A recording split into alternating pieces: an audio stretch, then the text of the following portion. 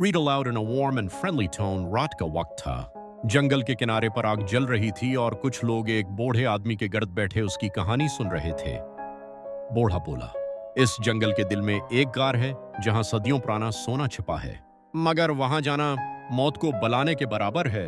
ये बात इस्माइल के दिल में घर कर गई। वह एक बहादुर और तजस्सुस से भरपूर नौजवान था। अगली ही सुबह वो अपना बैग और नक्शा लेकर उस खतरनाक जंगल की तरफ निकल पड़ा। दरख्तों के साए, हवा की सरसराहट और परिंदों की आवाजों के दरमियान वो आगे बढ़ता गया। लेकिन जैसे जैसे वो जंगल के अंदर जाता गया, ऐसा लगता था जैसे कोई उसे देख रहा हो। 3 दिन बाद अचानक दरख्तों के पीछे से कुछ लोग निकले। इनके चेहरों पर रंग, हाथों में नेज़े और आंखों में गुस्सा था। ये जंगली कबीला था। आन्हों ने इस्माइल को घेर लिया। कबीले के सरदार ने गरजदार आवाज में कहा, ये हमारा इलाका है, तुम यहाँ क्यों आए हो? इस्माइल ने सुकून से जवाब दिया, मैं खजाना तलाश करने आया हूँ। मैं किसी को नुकसान नहीं पहुँचाऊंगा। सरदार ने कैद का हुक्म दिया। मगर रात को कबीले के चंद नौजवान इस्माइल के पास आए और आहिस्ता से बोले, हम भी उस गार को देखना चाहते हैं। सब खामोशी से निकल पड़े। घंटों चलने के बाद चट्टानों के पीछे एक चमकती हुई दीवार नजर आई।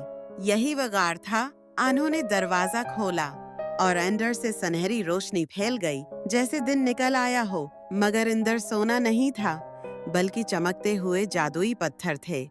एक नौजवान ने पत्थर उठाया तो गार लुढ़कने लगा। दीवारों पर बने निशानात चमकने लगे। ये खजाना नहीं था, बल्कि कबीले के देवता की ताकत थी। अचानक पूरा कबीला वहां आ गया। शोर, नीजे, चीखें, गार के अंदर अफरा-तफरी मच गई। इस्माइल ने बहादुरी से वो पत्थर वापस रखा। गार पुरस्कून हो गया, जैसे कभी कुछ हुआ ही ना हो। जब सूरज तुलूर हुआ, इस्माइल चुपचाप जंगल से बाहर निकला।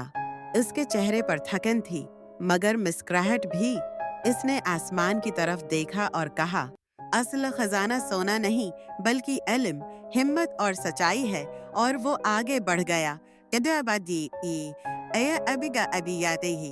पीछे जंगल में गार के अंदर रोशनी दोबारा जल उठी।